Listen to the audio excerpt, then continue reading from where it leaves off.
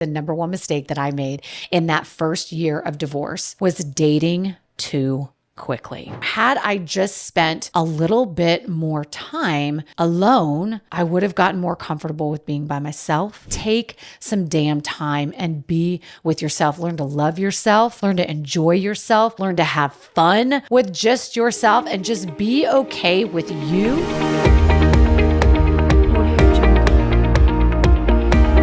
Hey, beautiful. Welcome back. Welcome back to the Wellness Revolution podcast. I'm your host, Amber Shaw. Thank you so much for being with me today. So today I want to peel back the curtain just a little bit, as I do so often on this show, really just kind of sharing my life and my experiences and my mistakes and my wins and all the things. And if you've been tracking with me for a little bit, you know that I've been really sharing, and I do share a lot about my divorce. And the reason why I share so much about my divorce is because I really, if one thing that I say, just like one thing that I share can help somebody who was where I was 5 years ago, well, then I feel like my job is done. Because that time in my life was such a dark period. And I'm so grateful that I am 5 years, and not exactly 5 years to the other side, in the sense to where like I didn't just all of a sudden, 5 years ago, sign the papers and then I'm done, I'm healed, I'm good. No, it's been, a journey over the 5 years. But as I stand right here today and speak with you, I can say that I've definitely gotten to the other side, and I'm so, so grateful. And so today, one of the things that I wanted to share was the number one thing that I wish I did differently post divorce. Now, of course, there are lots of things in looking back that I could have done differently, and I've learned, and I had to learn the lesson the hard way and all the things. But gosh, this for me still keeps coming up for me as I am navigating post-divorce life. And it's just something that I wish I had done a little bit differently. And really, it's because the first 12 months after a divorce are really like the most, I think, such a crucial and critical time for several reasons. And I think that, one of them definitely being the healing and the growth opportunities, right? But I think that really, like, taking this time seriously, like the first year after divorce, really can set the tone and the foundation for long-term healing and growth. And I definitely made mistakes that I wish that I had someone to help me navigate. I really felt like I was doing so much of it like on my own and like DIYing it, right? Like just trying to read every blog and read every book and go to this therapist and watch this person on Instagram and do all this. But I really wish I had like a mentor to navigate me through that time period. And that's why in this episode, I'm going to dive into that number one mistake that I made and how it affected me, what I would do differently, and how you can avoid making the same mistake. So let's just dive right in, and I'm just going to say it. So I would say the number one mistake that I made in that first year of divorce was dating too quickly. Now, here's where this snuck up on me. And this is a common mistake, I think, that everybody makes, right? Even if before you were married, like, we talk about the rebound, right? What do? You break up with somebody and immediately you go and start, dating somebody else or going out on dates. It's a lot easier to forget about the old one when you got something new and shiny in front of you, right? And so, I think that is definitely a common pattern that most of us can fall into. And I think for me, going through divorce, I think had enough self-awareness to understand that I shouldn't just go jump into a relationship. But I think it kind of flew under the radar for me because what was kind of tricky about it is that Frank and I had been separated for about a year, and really almost like a year and a half of like really things being on the rocks, but like really separated for like a good year. And so in my mind, I think back then it was almost like I was just thinking, oh, well, this is like basically being single and, like I'm healing and da da da da da. But I realize now that that's so not the case, that there is a huge difference. At least there was for me. There is a big difference between that separation period, but like you're still married. And even though you're going through all the things versus like when the ink is dry on the paper and the divorce is final and like it's all real. I definitely think that there is a little bit of a difference, even like on a subconscious level. I think for me and looking back, like now that I've done a lot of this healing work, I think during that year that we were separated, even though in my mind I was like, oh, we're separated and I'm healing and doing other things, I still probably think subconsciously there was like this level of safety and security that I had. And maybe there was even like a part of me that like didn't know if we would reconcile. I don't know. I still, it's hard to, look back, we would say what hindsight's 2020, all the things are like, it's hard to even look back and like really know what was going on in my brain. But if I had to guess, I think that there's some truth to that. I think that I wasn't fully separated from him, because we were still married. So I think that I really mistakenly thought that I was ready to date. And truthfully, I wasn't. And how that showed up for me and how I can look back and say, you weren't really ready to date is because number one, I found myself dating men that I shouldn't have been dating, relationships that weren't healthy for me, relationships that weren't really in alignment with the type of relationship that I was really wanting, or they weren't, it just wasn't serving me. I mean, I put up with a lot of shit, right? Because my self-confidence was so low, because my self-worth was so low. And I think for me, like what was also the like desire to start dating right away as soon as we got divorced was that number one, I was lonely. I didn't date when we were separated. So I was lonely for sure. And number two, I think I felt very love starved, which also made me then attract men who weren't right for me and didn't necessarily treat me awesome, but they gave me attention. And I can look back and see that that's really what was going on. And had I just waited a little bit and gotten really comfortable with really being on my own, then I probably would have put up with a lot less shit. Like I can say that about myself. Like this is now, really focusing on spending time alone. Like my tolerance for BS and being treated like crap is pretty nil. Because I know that I'm completely fine being alone. And in fact, I enjoy the hell out of it. God, I love taking solo vacations now and I love spending time with myself. But, I've always been a serial monogamist. Even in my 20s, I always went from like one boyfriend to the next. And then I got married and then I was with somebody, Frank and I were together, I think for almost 15 years. And so I really wasn't comfortable being on my own. And so the other piece of it, right? So number one, like why dating so soon, like caused issues for me is because I stuck around in relationships that didn't really serve me. I was, hanging out with guys that weren't necessarily treating me awesome. And were not healthy relationships.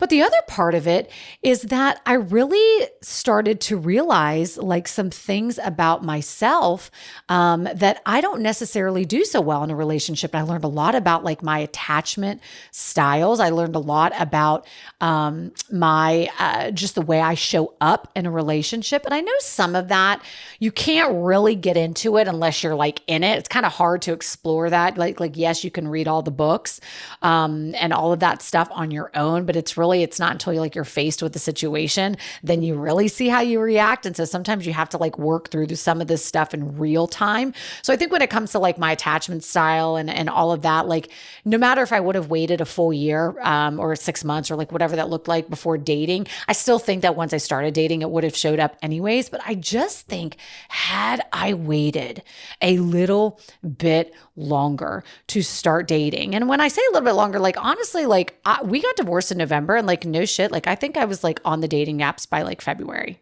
Not that's not a lot of time, people. But for me, again, I think it's because we were separated. Like to me, it didn't feel like 4 months. For me at that point, that was just like in my mind, like that was just like a formality of it. Like signing the papers was just a formality of it. In my mind, I'd been like divorced. I'm doing quotes here. Been divorced for like a year. But I realize now that that's not really what was happening. I wasn't really by myself. And as I was just sharing a minute ago, like there is a difference. There is just like this underlying subconscious difference, in my opinion, between like being like just going in the middle of a divorce and then actually like the finality of it. Right. And so, I think that, had I just spent a little bit more time alone, I would have gotten more comfortable with being by myself. I would have had some more time to explore just maybe a little bit more about my relationship style. I would have been able to get a little bit more clear on like what I'm a yes for when it comes to relationships and what I'm an F and no for in relationships. And I saw somebody say something once and said, it was on social media not that long ago. And she says, I don't know how to be a girlfriend. I only know how to be a wife. And I never really heard and I never really like thought about that. But when I read that, I was like, oh my God, it's so true. Like when you come out of a divorce and you're so used to spending, like making every decision with somebody, or even if this is a long-term relationship, like every decision with somebody, you're living with somebody, you have kids with somebody, your life is so, your identity is so wrapped up like in that person and in that dynamic. Like you also just get used to like being in a relationship like that. And so really kind of like what that can translate to is if you try and go from like just being married and then you get divorced to like just being in the dating world and just trying dating, like you can very easily be like a stage 5 clinger. And it's not because like you're trying to be that. It's just because you don't really know how else to be in a relationship, that level of closeness. And so I say all that to say, you can go from 0 to 60 in a relationship post-divorce real damn fast if you are not aware of that dynamic. And I think being aware of that dynamic and being a little bit more comfortable with like, okay, being by yourself, that allows you to remove yourself from that dynamic of always like being with somebody and every decision is about them and your whole identity is wrapped up in them and like all these things that can happen when you're in a relationship with. Now, I'm not saying losing your identity in a relationship is a healthy way to go. Absolutely not. But it's very easy. I think especially like after a divorce, depending on how tumultuous your divorce was and whatever that looked like, you can really lose yourself. I mean, that's something I talk to women every day who are like, I don't even recognize myself anymore. I don't even know who I am anymore. And so I think that's why I think it's so important to just spend time before you start dating, really getting to know like who you are right now. Like, because I know me, 45-year-old Amber is way hell of a lot different than 25-year-old Amber. And I wish back then in those first few months of being divorced, I wish I just would have taken more time to get to know 40-something-year-old Amber and what I'm about. And I was learning that and I was working on that, but I wish I would have spent more time on it before I started dating again. I think it would have helped me to also learn to be okay with being alone so that I could be more of a girlfriend and not such a wife in these new relationships. Because as I said, I went from like 0 to 60 in these relationships and they weren't necessarily the right ones for me. And so, What I really want you to take away from this is, I just, so that you can really avoid making the same mistakes that I did. If you are somebody who's in the middle of a divorce or you are fresh out of divorce, I really want to invite you to take some time for yourself. And I don't think there's necessarily an exact time frame, but gosh, I definitely wish I would have taken at least 6 months from the day I signed the paperwork. Like 6 months of okay, this is it. This is final. I wish I would have taken at least 6 months. And so that is what I want to invite you to do, is to take some damn time and be with yourself. Learn to love yourself, learn to enjoy yourself, learn to have fun with just yourself, and just be okay with you so that you can show up when that relationship comes along. You're, number one, really clear on what you're a yes for and what you're a no on. You're not going to put up with other people's stuff. But two, you can show up as the best version of you as well. So I hope that is helpful for you. And listen, if you are freshly divorced and you are unsure about what comes next and you need more advice to guide you through, those first 6 months, that first year, I want to invite you to a live workshop that I have coming up. It's called #First 12 Months. And this is where you are going to discover the exact tools and strategies that you need to not just survive your first year post-divorce, but thrive like a freaking boss, right? I want you to really be in a place of where you are operating from a place of empowerment and confidence, right? And really loving yourself. So in this workshop, this is just a one night only workshop. Again, it's absolutely free. And so you can head to the link in the show notes to grab that. But I'm going to be sharing with you your healing roadmap. So what to expect emotionally, not just emotionally, but practically in the first year after divorce.